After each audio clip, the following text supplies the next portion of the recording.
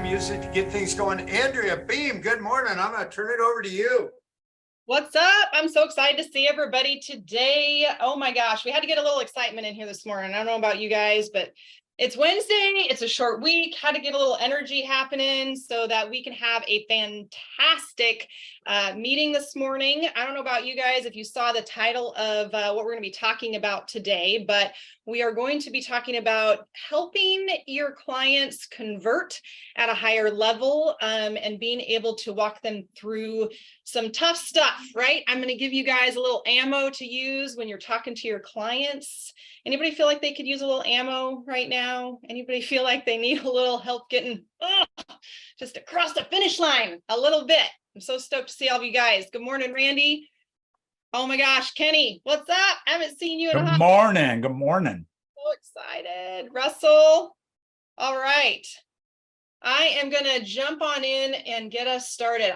Who wants to share? I just want to get one win in here. We're going to start off on the right foot. Somebody give me one big win they have had this week. That's how we're going to start. Somebody go or I'll call you out. Okay, I think Hadley, did you not just close 10 deals last month? Closed 11, 4 million in volume. Woo, Hadley. Good job. Good job. Blacker. Oh, sorry. Congratulations, Hadley. Thank you. That's awesome. Congrats, Hadley. That is so cool. That's how you start a meeting right there. Woo! Yeah. Yeah. Anytime you can cap in 1 month, I think that's a good thing. It's a good month. Yeah, that's a good month for sure. We love Hadley, but he's a good golfer. That means we're arch enemies because anytime we're on a golf course, it's like complete pandemonium. You're right.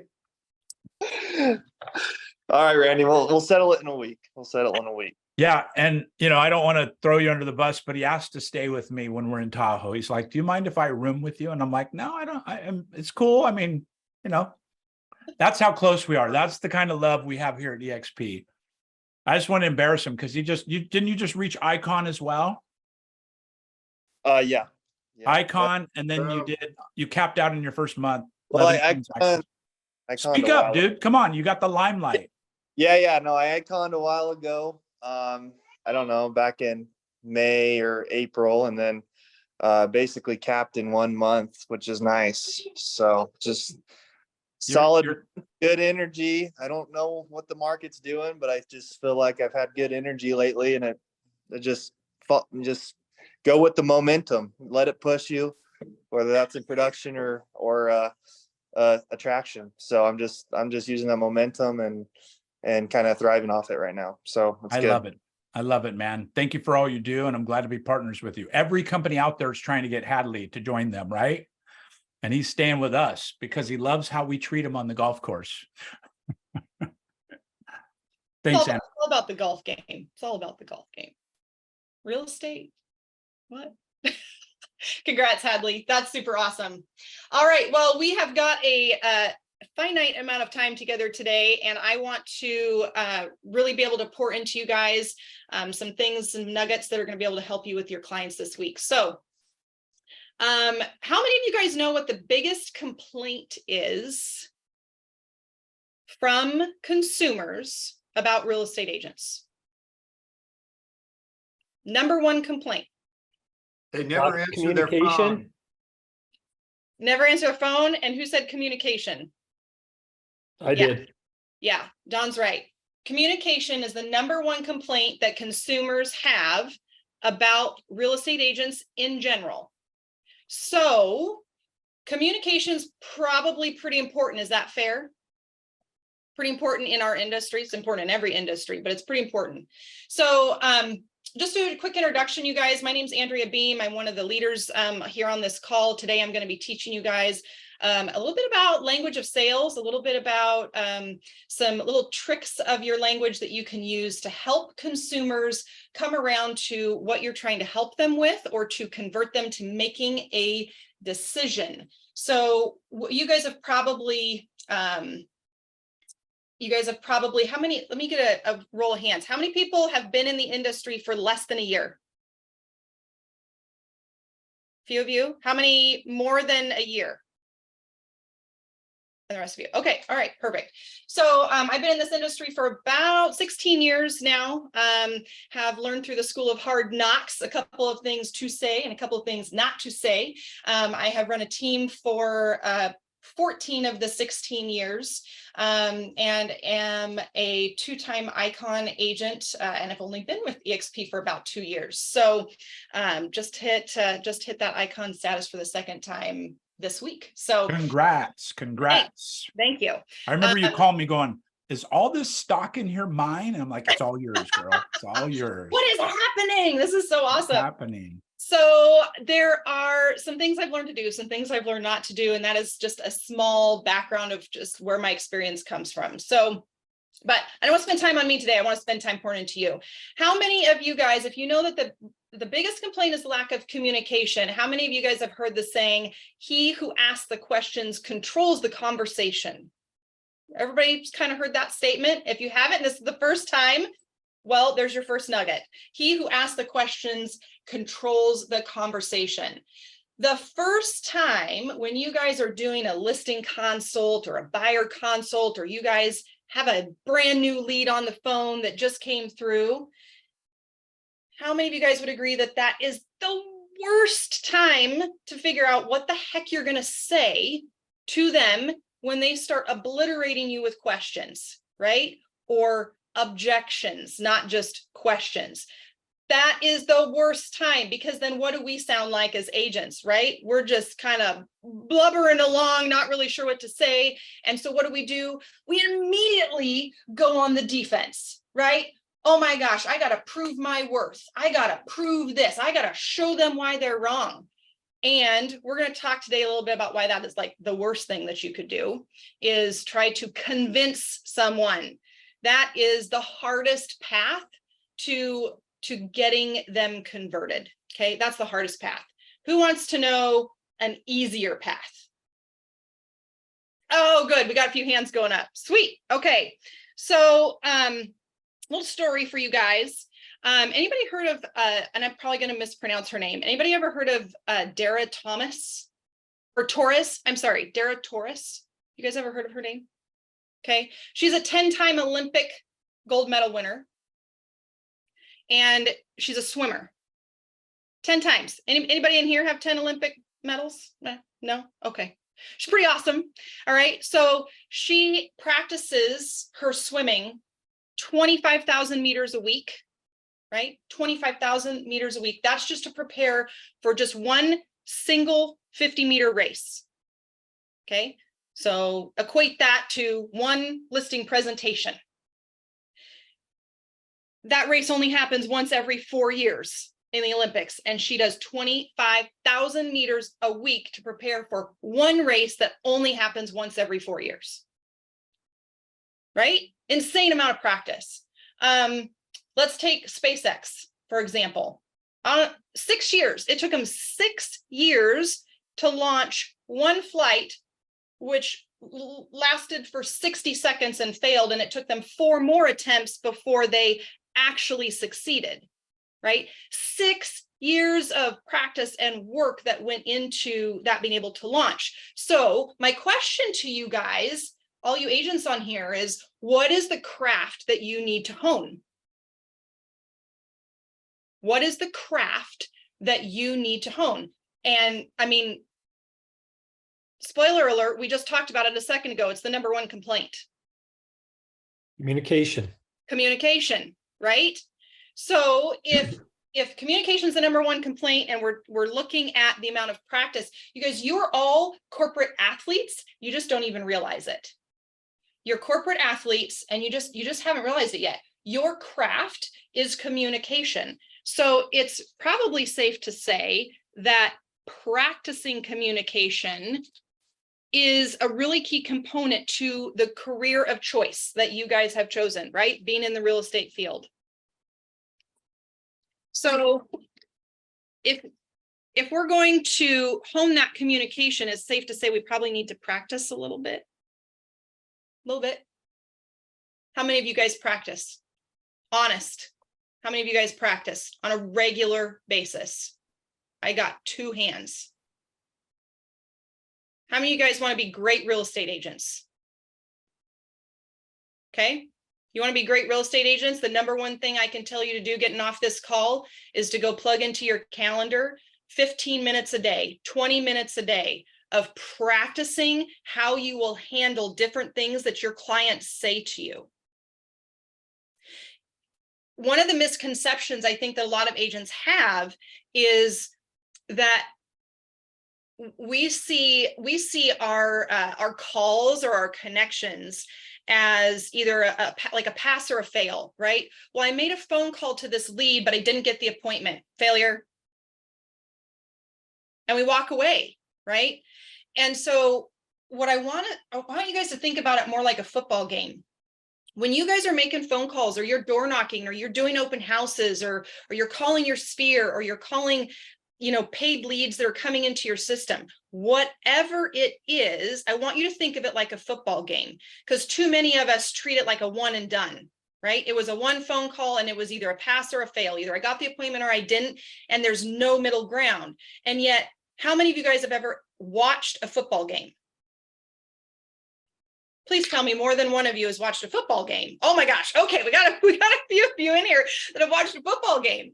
So if you're watching a football game and your team that you're cheering for goes from the 50-yard line to the 40-yard line, and everybody just sat there and was really super quiet and didn't cheer them on, what would you think? You'd be like, man, these people clearly do not understand the rules of the game, right? We're just 10 yards, man. We just got a first down. We just got a first down. Is that a win? Yes, that's a win, right? So when you're watching the game and you see them gain yardage, every time they gain yardage and they make a play and they get closer, it's a win. It's a win. And yet as agents, we don't treat some of those little things as wins, right? By getting the ball farther down the field as real estate agents, it is a win anytime you are gaining yardage. So what does that look like? Well, it can look like getting permission to call them back. That's gaining yardage, okay? Maybe you got an email address to send them some additional information. That's gaining yardage down the football field. Maybe you got them to agree to talk to a lender. That's gaining yardage. Okay, so start thinking of your lead generation time like a football game. You're gaining yardage till you get it to the end zone. Okay, getting it to the end zone would be the appointment, right? It'd be getting them a consult, a listing consult, a seller consult, a walkthrough, right? Whatever. Those are that's your end zone. That's your touchdown. But there's a lot of plays that happen before you get there. You don't just go from the 50-yard line to the end zone. Well, I mean, sometimes you do, right? That's the cherry on the cake. But don't forget about gaining yardage in your business, okay? So I just want to shift the mentality around that for just a second as we jump into these things. So does anybody in here have a client that they feel like is just really on the fence right now? That you feel like they're on the fence? A lot of buyers are a little nervous to kind of jump in right now. Yeah, even sellers, a little nervous to jump in. They're a little arm's length about things, right? They're trepidatious at best. They want to think through things. So when you have a client that is just they're a little cautious of everything right now. A lot of times what I hear clients say, and you guys have probably heard this too, just like me, I think I'm going to wait a little bit. This is very pertinent right now because I'm just now already starting to hear, I think I might wait till spring, right? As you get farther into the year, you're going to hear that more and more. Has anybody heard that in any of their calls or appointments yet so far this year? Yeah, I'm seeing a few hands go up. I want to just wait it out. I'm going to see what happens in the spring, see if some things improve. So a question I would write this down. A question that you can ask them is, how does it benefit you to wait? Talk me through this. Tell me more. How is it benefiting you to wait until spring? There's a couple more things you can back this up with. Number one, maybe restate motivation you've spoken to them about before. Maybe they wanted to move to the coast. Maybe they wanted to move closer to grandkids. Restate that So I remember you told me that you wanted to get closer to your grandkids, right? And yet I'm also hearing you say that you want to wait. I'm curious, how does that benefit you to wait? Okay, so do you guys hear the framework that's in there? I remembered you said this, restate motivation. Yet I'm hearing you say this, input objection, I want to wait till spring. And then number 3 is, I'm curious, how does it benefit you to wait? Now, one of 3 things is going to come from asking that question. You're going to either find out they have a legitimate reason, totally possible, right? They could have a legitimate reason for waiting till the spring. That's one possibility. Second possibility is they don't really have a reason. It's a knee-jerk reaction. They're just saying that because everybody else is saying that, right? So it could just be knee-jerk reaction, but they don't have a legitimate reason. And then number 3 is they have misinformation. Now, if they have misinformation, all that is another objection that you need to handle, right? Or another question you need to handle. So by asking the question, how does that benefit you? You can get a layer deeper to understanding what is going through their mind about why they want to wait until spring, to see if it's something else you can handle in the here and now, or do they actually have a reason for waiting till the spring? Okay. Now, number 2, to get them off of the fence, here's another question. You guys are going to want to write this down. Are you ready? What would need to happen in order for, insert your question. What would need to happen in order for you to be comfortable signing this listing with me today? What would need to happen in order for you to feel comfortable setting a buyer consult with me today? What would need to happen in order to get you connected with our local trusted realtor? You guys hearing the framework here? You can insert anything into this question. I'm giving you guys framework. You plug in whatever you need to plug in, okay? So it's creating an urgency. What would need to happen in order for me to get you here in the time frame you wanted, okay? All right, so just to recap really quickly, how does it benefit you to wait? Restate their motivation. I'm also hearing this objection, and I'm curious, how does it benefit you? And then follow up, what would need to happen in order to get you to Colorado by January? What would need to happen to get you to your grandkids in the time frame that you wanted? Okay, get to the real root of what you're dealing with, because you're going to be able to get there. You're going to be able to get there to solving or giving a solution to them a lot faster the more you guys dig. Okay, next question. How many of you guys ever feel a fear around maybe some rejection when you're dealing with some of these objections, right? Like, oh, you know they're wrong, but anything that comes out of your mouth, you feel like you're going to be arguing with them, right? And so that's an uncomfortable feeling for a lot of real estate agents. That's why a lot of real estate agents don't practice scripts. It's why a lot of real estate agents get 5% instead of 6%, because they feel like they're arguing if they say anything in response to, like, will you take 5% for your commission, right? And nobody wants to feel like they're arguing, or nobody wants to feel like they're going to lose by responding. So would it help if I give you guys a couple of framework questions that you guys can use to get past some of those awkward moments? A few of you? All right, so for the few of you that nodded your head, these are for you. Here we go.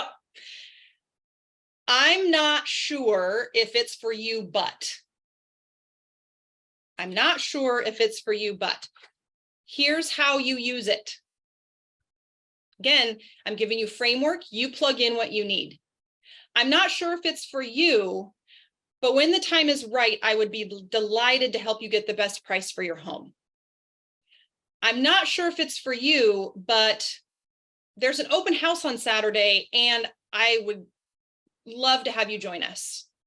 I'm not sure if it's for you, but there's a new listing coming up next week and it could be a good fit.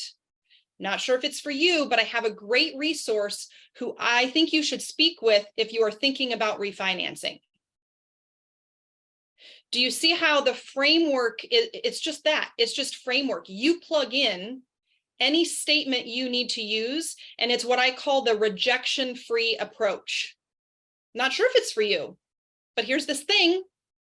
Not sure if this open house is for you. Not sure if this house is for you. Not sure if this listing is for you, but here it is. Okay, rejection-free approach. All right, let me ask you guys another question in here. Everybody has to answer this.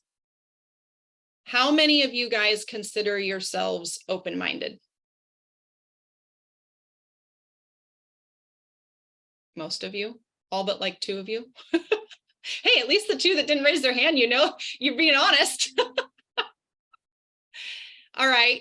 So most people feel like they're open-minded, right? This is a trait that when you ask the question, most people will answer yes. They do feel like they're open-minded. So this is your next framework question. How open-minded are you? Okay. How open-minded are you? How do you use it? You guys want to hear a couple ways to use this one? Got a couple examples. All right, here we go. How open-minded are you to working with a trusted local lender to get this approved? Well, what did we just say? Everybody likes to be open-minded, right? So what are you doing? You're tapping into they want to be open-minded, right? How open-minded are you to working with a local trusted lender? How open-minded are you to listing your property during the winter when there are fewer homes for sale, but still a lot of serious buyers? Okay, you guys just told me a second ago, a lot of you are dealing with the I want to wait till spring. That's not just a buyer thing, right? That's a seller thing too. That's a objection a lot of sellers will give you is I'll wait till spring. I feel like there's going to be more buyers in the market. I completely understand, Mr. Seller, what you're saying. I'd like to know though, how open-minded are you to listing your home in the winter when there's a lot less competition, but you still have a lot of serious buyers looking at homes? How open-minded are you about that? Well, okay, let's talk about it, right? It opens a door for you guys to be able to get your foot in and start having those conversations about, do you guys actually know, total sidetrack, do you know that Redfin, like 2 years ago, did a study that said people that list their home in the wintertime actually get 2% more net on their home than those that list in the spring? Wow. 2% more. It'd be awesome to know if there was an updated study. That was a few years ago. But that's just a tool, piece of information, right? They may have misinformation. You can give them corrected information. All right, you guys ready for another one? Am I going too fast? Anybody want me to slow down? No? Okay, here we go. Next one. What is your experience? Do you ever feel, if you don't answer your hand, or if you don't raise your hand on this, I'm gonna be super curious, and I'm gonna want you to talk to me more about this. How many of you guys ever feel like you get backed into a corner, or you feel like you're maybe being interrogated by a seller, right? How much is your commission? What is my home worth? What are you gonna do to sell my house? Well, this other agent said they'd get me less money, right? Do you ever feel like you get beat up a little bit? Like, yes. Arturo raised his hand. He was like, I feel like I get beat up. Yeah. So when you get into those moments, this is your framework. Mr. and Mrs. Seller, I completely understand. Can you explain to me more a little bit about what your experience has been in the past around this situation? So let's use one of these. We'll plug it in here. How much is your commission? It sounds to me, Mr. and Mrs. Seller, like maybe you've had some experience with that in the past. What is your experience around commission? They're going to tell you, well, I feel like everybody does it for X amount. I feel like everybody does it for this. So you're not solving the objection, but what you're doing is you're getting in their head to understand what their limiting belief is, or what they've been taught or learned over time by what they've seen on TV, by listening to friends, whatever. You get a leg up on the situation because you get to know what's in their mind, what they're thinking about that particular topic before you ever respond. Is that not valuable? Say yes. Very, very valuable to know what's in their head first. Okay. So what is your experience? I want to view other realtors. I completely understand that, Mr. and Mrs. Seller. Tell me what your past experience has been around interviewing other real estate agents, or tell me what your experience has been with past real estate agents, right? Tell me your experience. Another way to phrase this, or another framework you can use, is tell me more about that. So does anybody notice a common theme here yet about the framework that I'm giving you? Has anybody noticed one common theme among each of the framework pieces? I'm not sure if it's for you, but how open-minded are you? What is your experience? Maintaining control of the conversation with great questions. Bam, bam, right there, right? We said it right at the beginning. He who controls the conversation is the one asking the questions, right? None of these questions are in your face or combative, right? They're not combative. That's what I'm trying to keep you guys away from. It is to dig deeper into their motivations. So the next one, here's another framework for you guys. Most people, and you guys have probably heard this before, but most people will go away from pain more than they will go to pleasure. Okay. And so in that scenario, another way that you can get to motivation, I feel like the word motivation is used maybe too much in our industry. It's overused. It's to the point where we're not, we don't even think about it anymore. So another way to look at that, or to ask that, would be, how would you feel if? Okay, this is another way to get them off the fence.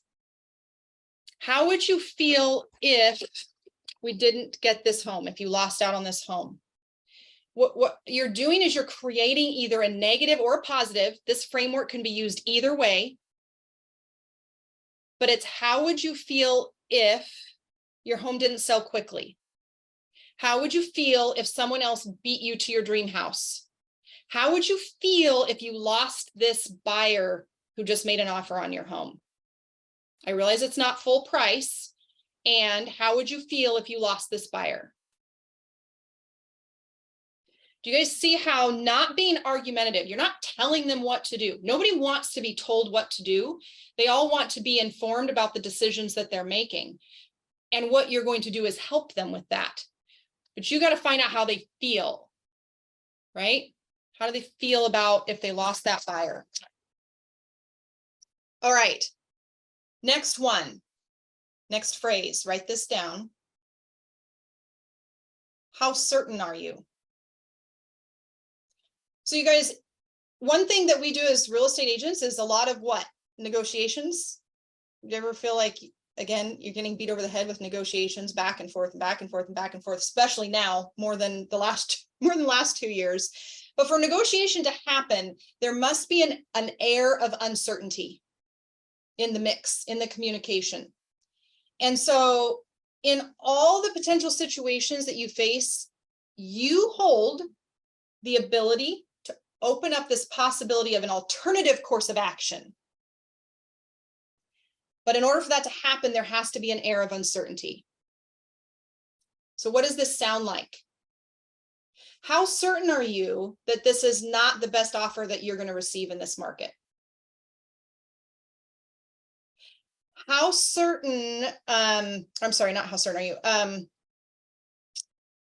How certain are you that they have the experience to get the best outcome for you? How certain are you that the lower cost option will leave you with more money in your pocket? How certain are you? Do you see how instantaneously it creates an air of uncertainty? How certain are you about this statement? And you guys, I'm only giving you each of these framework questions. I'm only giving you a couple of examples, but do you realize how this is an infinite amount of possibilities? But if you don't practice these questions, it's going to be really hard to remember them when you're in the middle of a conversation and you're like, oh my gosh, I know there's a way for me to answer this. I can't remember what it is. This is where the practice comes in, the corporate athlete. This is where, and I'm not even going to say the word, the ugly word, the icky word, script practice. I'm not going to say it, right? Again, another word that's really overused in, I think it just goes over people's head. I don't need script practice. But if you guys were an attorney, would you guys go practice before you got up and spoke to the jury? Or are you going to practice in the moment when you're trying to defend your client? No, you don't practice in the moment. Dear gosh, if that attorney did that, they should be fired. Should your clients fire you? Are you practiced? Are you able to handle these conversations and questions and objections? Do you guys get where I'm going with this? Okay, I know I'm getting super intense here, but this is your job as a real estate agent. You're protecting your clients. You're protecting your commissions.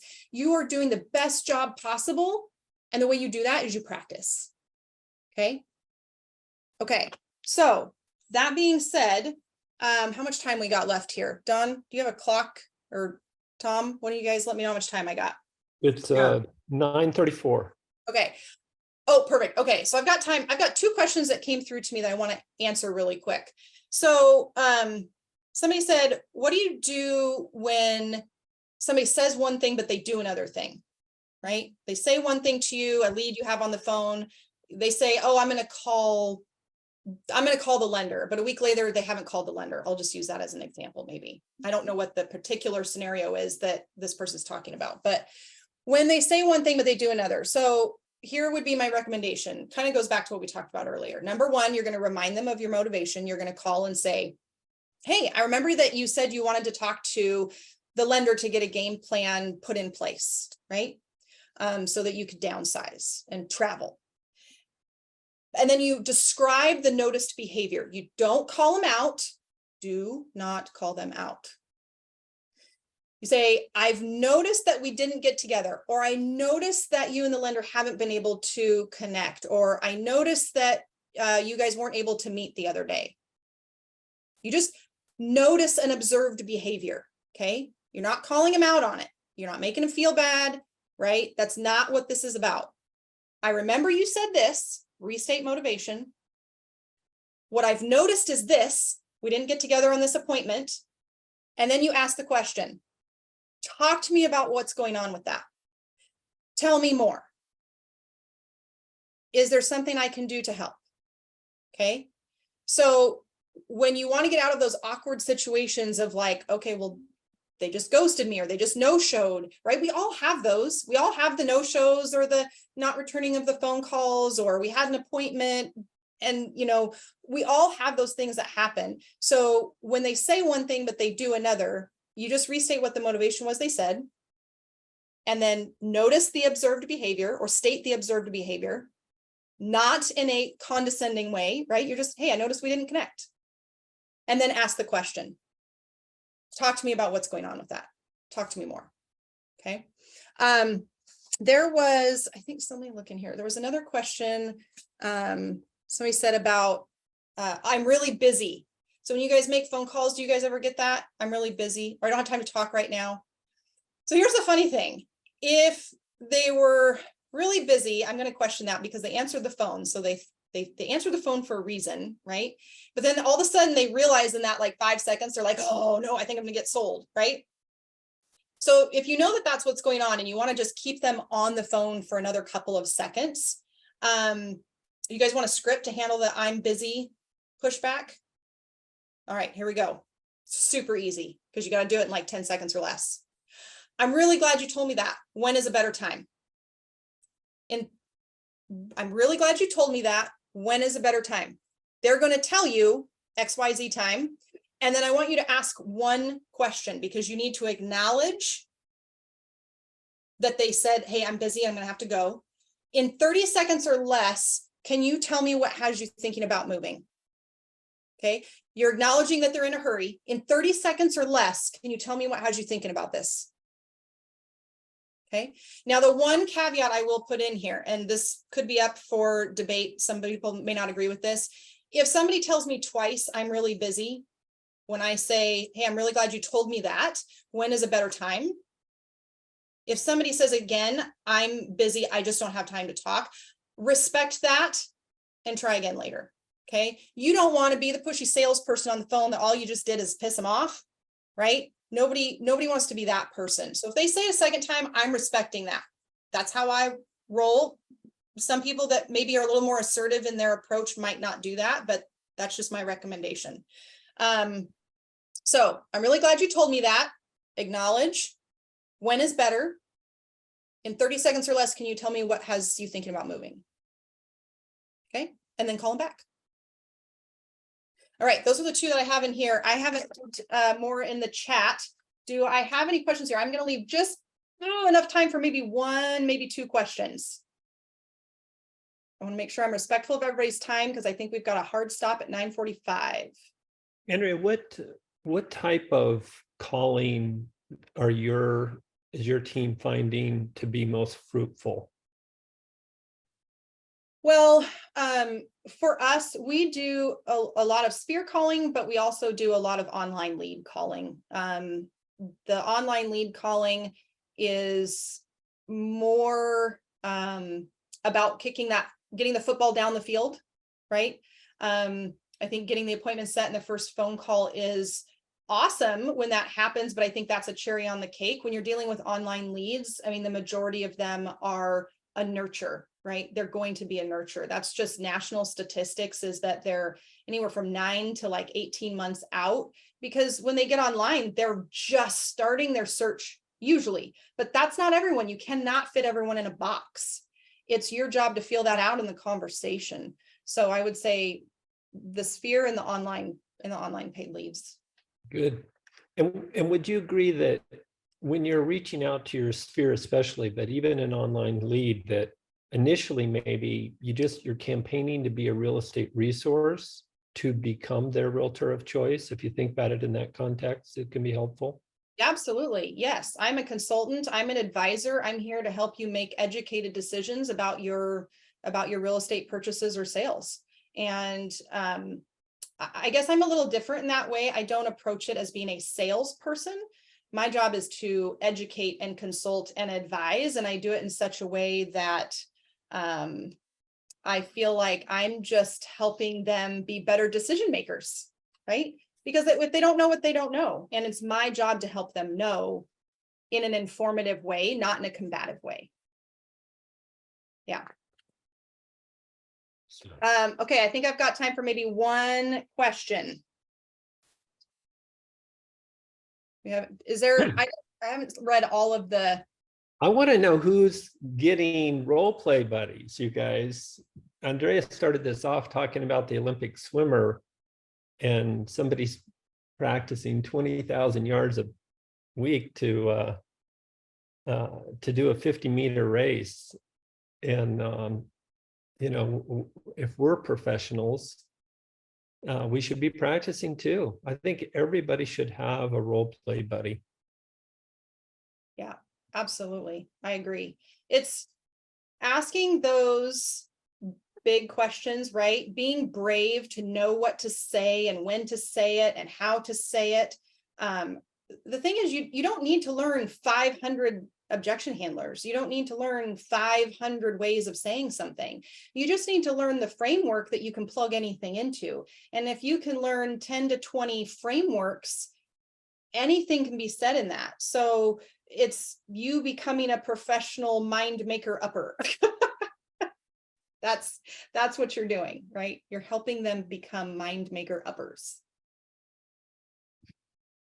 Yeah. Okay.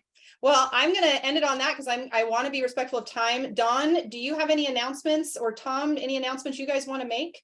I think Tom does. Yeah, so this Friday we have Andrew Avalos, and he's going to talk more about mastering your trade.